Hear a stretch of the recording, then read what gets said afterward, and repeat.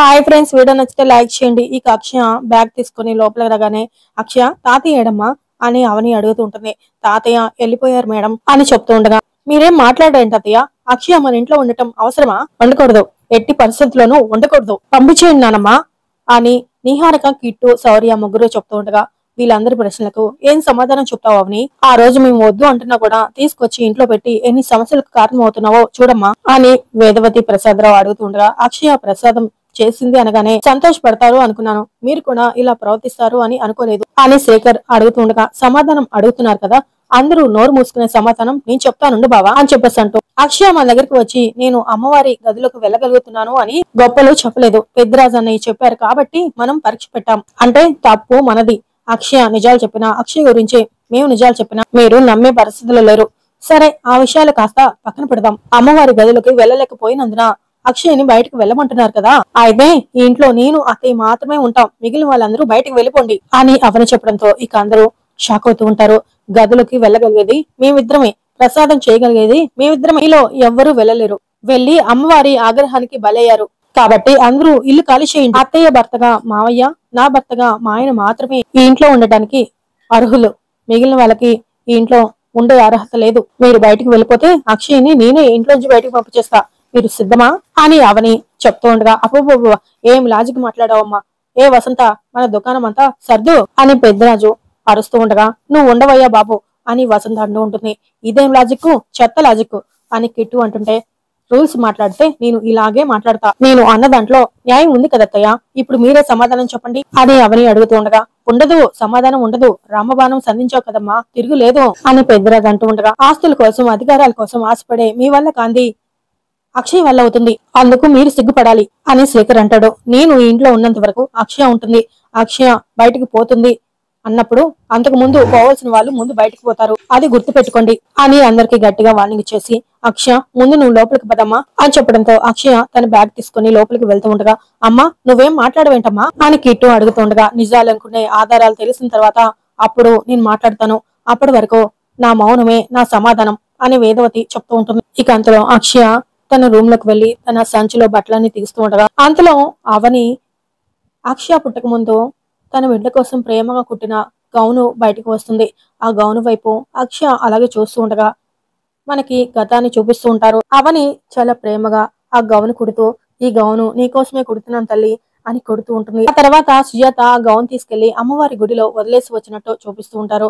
ఇక అక్షయ ఆ గౌన్ చూస్తూ, తాతయ్య నాకు ఇది ఇద్దామని బట్టల బ్యాగ్ పట్టుకుని వచ్చుంటారు, ఇది నాకు చాలా చాలా ఇష్టం, ఎవరో తన బిడ్డ కోసం కుట్టుకున్నట్టున్నారు, నేను గుడిలో చిన్నగా ఉన్నప్పుడు తాతయ్యకి దొరికిందని తీసుకొచ్చి నాకు వేశారంట, దీని గురించి ఆ తల్లి ఎంతలా వెతుక్కుంటుందో, వాళ్ళ బిడ్డ మీద ఎంత ప్రేమ లేకపోతే ఇంత మంచి బొమ్మ కుడుతుంది, ఇది నీ దగ్గరకు వచ్చిందంటే వాళ్ళకి నీకు ఏదో బంధం ఉండుంటుందమ్మా అని తాతయ్య నాతో ఎప్పుడు అంటూ ఉండేవారు, నిజంగానే ఏదో బంధం ఉండే ఉంటుంది, అందుకే ఇది నాతోనే ఎన్నో సంవత్సరాల నుంచి వస్తూ ఉంది అని ఆ గౌన్ చూసుకుంటూ అక్షయ అలా మాట్లాడుకుంటూ అవని ఆ గదులకి కరెక్ట్ గా వచ్చే సమయానికి అది మడత పెట్టేసి సంచిలో పెట్టేస్తుంది. అంతలో అవని, అమ్మ అక్షయ ఇందాక జరిగిన దానికి నువ్వేం ఫీల్ అవ్వకు అని చెప్తూ ఉండగా, మీరు నా గురించి మీ వాళ్ళ ముందు బ్యాడ్ అవుతున్నారని బాధగా ఉంది, కష్టాలు పట్టడం మాటలు పట్టడం నాకేం కొత్త కాదు, తాతయ్య వాళ్ళ ఇంట్లో కావేరి ఆంటీ దగ్గర చిన్నప్పటి నుంచి చూసిస్తాను, నా బాధ అంతా మీ గురించే అని అక్షయ అంటుంది. నువ్వేం నా గురించి బాధపడకు, ఎంత కష్టమైనా నష్టమైనా నేను భరిస్తాను, నేను మాత్రం ఇంటి నుంచి బయటకు పోనివ్వను, నీకు నేను శ్రీకర్ సార్ కూడా తోడుగా ఉంటాం, నువ్వు ధైర్యంగా ఉండు అని అవని చెప్తూ ఉండగా, సరే మేడం అని అక్షయ అంటుంది. నువ్వు మా పూజ గదిలో అడుగు పెట్టడం నాకు చాలా ఆశ్చర్యంగా ఉంది, మీద మా కులదైవం కృప అంతలా ఉందంటే ఏదో కారణం ఉండే ఉంటుంది అని అంటూ ఇక అక్షయని ముద్దు పెట్టుకొని హక్ చేసుకుని అవని చాలా ఎమోషనల్ అవుతూ ఉంటుంది. ఇక తర్వాత అవని ఒకటే రూమ్ లో కూర్చొని చాలా బాధపడుతూ అలా ఆలోచిస్తూ ఉండగా, అంతలో అక్కడికి శేఖర్ ఫోన్ లో మాట్లాడుతూ వచ్చి అవని చూసి ఫోన్ పెట్టేసి, అవని ఏం ఆలోచిస్తున్నావు అని అడుగుతూ ఉంటాడు. ఆలోచించడానికి ఇంకేముంటుంది, కూతురు గురించి తప్ప, రోజులు గడిచిపోతున్నాయి, ఒక్కో రోజు చేతుల్లోంచి జారిపోతుంటే చాలా భయంగా ఉంది అని అవని అంటుంది. మన ప్రయత్నంలో లోపం లేదు, మన ప్రయాణంలో అలుపు లేదు, ముందుకు వెళ్తూనే ఉన్నాం, నా కూతురు దొరికేంత వరకు సాగుతూనే ఉన్నాం అని శేఖర్ అంట. మన బిడ్డ గురించి తెలుసుకోగలుగుతామా, మన బిడ్డని చేరుకోగలుగుతామా, ఇక ఇంట్లో వాళ్ళన్నట్టు వాళ్ళ మాటలు నిజమై ఓడిపోతామా అని దిగులు వేస్తుంది బావా అని అంటూ, నేను ఓడిపోయిన సందర్భాలు ఉన్నాయేమో కానీ నువ్వు ఓడిపోయిన సందర్భాలు లేవని, ఓటమి అని నువ్వు అనకూడదు, ఎంత కష్టమైనా అనుకున్నది సాధించుకునే మహిళల్లో నువ్వు మొదటి స్థానంలో ఉంటావు అని శేఖర్ అంటాడు. 5 ఏళ్లుగా కూతురు బ్రతికుందా లేదా అన్న సందిగ్ధంలో ఉన్నాను. ఒకవైపు నమ్మకంతో, మరోవైపు అవమానాలతో కృంగిపోయాను. ఎప్పుడైతే స్వామీజీ గారు మన బిడ్డ బ్రతికే ఉందని చెప్పారో అప్పటి నుంచి మనసుకి కుదరలేదు, కంటికి నిద్ర లేదు, కాళ్ళకి నెలకడలేదు.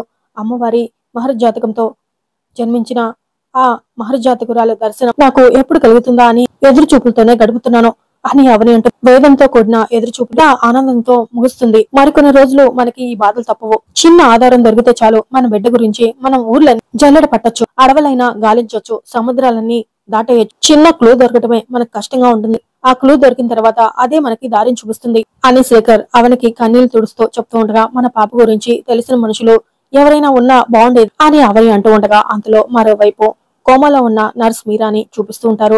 ఒక వస్తువు కనిపించకపోయినా, ఒక మనిషి కనిపించకపోయినా అందుకు ఒక సాక్ష్యం ఖచ్చితంగా ఉంటారు. అలాంటి మనిషి మనకు తారసపడిన మన పాప వివరాలు మనకు తెలిసిపోతాయి. అలాంటి వారు ఎవరో ఒకరు ఎక్కడో ఒక చోట ఉండే ఉంటారని నా మనసుకి అనిపిస్తుంది అని అవని అంటూ ఉండగా, ఇక మరోవైపు అదే సమయానికి మీరాకి అవని పాపని మాయం చేసిన దగ్గర నుంచి నిహారిక యాక్సిడెంట్ చేసిన వరకు మొత్తం కూడా గతం గుర్తుకు వస్తూ ఒక్కసారిగా అవని అని ఉలికి పడుతూ పైకి లేచి అరుస్తూ ఉండగా, అంతలో 2 మనుషులు వచ్చి మీరా మీరా అని పిలుస్తూ ఉండగా, అవని అవని అవనితో మాట్లాడాలి అని మీరా అంటూ ఉంటుంది.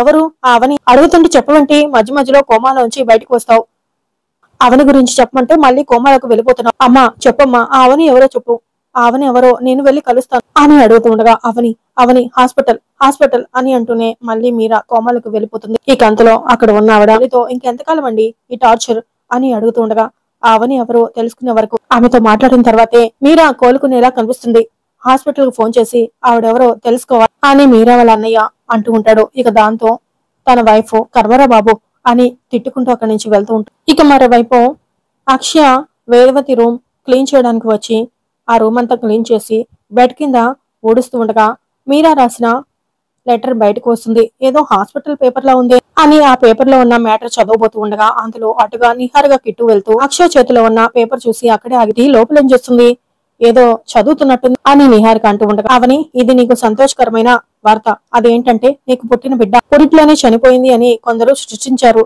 నీ బిడ్డ చనిపోలేదు, బ్రతికే ఉంది అని ఆ పేపర్ లో ఉన్న మ్యాటర్ ని అక్షయ పైకి చదువుతూ ఉండగా, ఇక నిహారిక కిట్టు ఇద్దరు ఒకసారిగా షాక్ అయిపో చూస్తూ ఉండగా, ఎక్కడో చోట నీ బిడ్డ పెరుగుతూ ఉండుంటుంది, ప్రత్యక్షంగా వచ్చి నీకు చెప్పే పరిస్థితిలో నేను లేను, నీ బిడ్డ బ్రతికే ఉంది అన్న మాట మాత్రం ఉమ్మాటికి నిజం, దేవుడి మీద ఒట్టు, ఇట్లు నీ శ్రేయోభిలాషి అని ఆ పేపర్ లో రాసి ఉంటుంది. ఈ అక్షయ అది చదువుతూ ఉండగా, ఇది అవని మేడం గారికి ఎవరో రాశారు, వెంటనే ఇది మేడం గారికి అందచేయాలి అని అక్షయ అనుకుంటూ ఉండగా, అంతలో నిహార్ కిట్టు లోపలికి వచ్చి ఆ స్లిప్ ఇటివ్వు అని అడుగుతుంటారు. ఎందుకండి అని అక్షయ అడుగుతుండగా, ఏమని అడుగుతుంటే ఎందుకని ప్రశ్నిస్తావండి, ఇవ్వు అని కిట్టు నిహారిక అడుగుతుండగా, నేను ఇవ్వనండి, ఇది నాకు బీరువా కింద దొరికింది, అవని మేడం గారికి ఇస్తాను అని చెప్పేసి అక్షయ ఆ పేపర్ తీసుకుని వెళ్తూ ఉండగా, ఇవ్వు అని కిట్టు నిహారిక ఇద్దరు కూడా అక్షయ చేతిలో ఉన్న ఆ పేపర్ లాక్కోవడానికి ప్రయత్నిస్తూ ఉంటారు. కానీ అక్షయ ఆ స్లిప్ తీసుకుని వాళ్ళిద్దరి నుంచి తప్పించుకుని అవని రూమ్ లోకి పరిగెత్తుకుంటూ వెళ్తూ ఉండగా, పారిపోయింది, షిట్, స్వామిజీ చెప్పిన మాటని తలుచుకుంటూ, బంగారం సంక్రాంతి నాడన స్వామిజీ చెప్పిన మాటకి ఈ పేపర్ లో ఉన్న మ్యాటర్ కి మ్యాచ్ అయిపోయింది, ఈ పేపరు బీరువా కింద దొరికింది అంటుందేంటి అని కిట్టు అడుగుతుండగా, అవని బిడ్డ చనిపోయింది అనుకుంటుంటే ఈ ట్విస్ట్ ఏంటి, ఖచ్చితంగా ఆ నర్సే రాసి ఉంటుంది, అవనికి అంతా తెలిసిపోతుంది అని నిహారిక కిట్టు ఇద్దరు చాలా టెన్షన్ పడుతూ అలా వస్తూ ఉంటారు. అంతలో అక్షయ పరిగెత్తుకుంటూ అవని వాళ్ళ దగ్గరికి వెళ్లి, మేడం మేడం నేను రూమ్ క్లీన్ చేస్తూ ఉండగా ఈ పేపర్ దొరికింది, దీని వెనక మీ పాప గురించి రాసి ఉంది చూడండి అని చెప్పేసి ఆ స్లిప్ ని అవని చేతికిస్తుంది. ఇక అవని శేఖర్ అందులో ఉన్న మ్యాటర్ చూసి ఒక్కసారిగా షాక్ అయిపోతూ, ఇది ఎవరు రాసుంటారు బావా అని అడుగుతూ ఉండగా, ఏమో అవని, ఇది రాసింది ఎవరో తెలుసుకుంటే మన పాప గురించి తెలిసిపోతుంది అని శేఖర్ అంటాడు. వెంటనే అవని, అక్షయ ఈ పేపర్ దొరకడానికి కారణం నువ్వు, నా కూతురు గురించి మరో గొప్ప ఆధారాన్ని దొరికేటట్టు చేసావు, దీని ద్వారా అంతా తెలుసుకుంటాం అని అక్షయని చాలా ప్రేమగా ముద్దు పెట్టుకుని, బావా ఈ విషయం గురించి ఇంట్లో అందరికి చెప్దాం పదా అని అవని శేఖర్ ఇద్దరు చాలా సంతోషంగా ఆ స్లిప్ తీసుకుని హాల్లోకి వెళ్తూ ఉండగా, అక్షయ కూడా వాళ్ళ వెనకాలే వెళ్తూ ఉంటారు.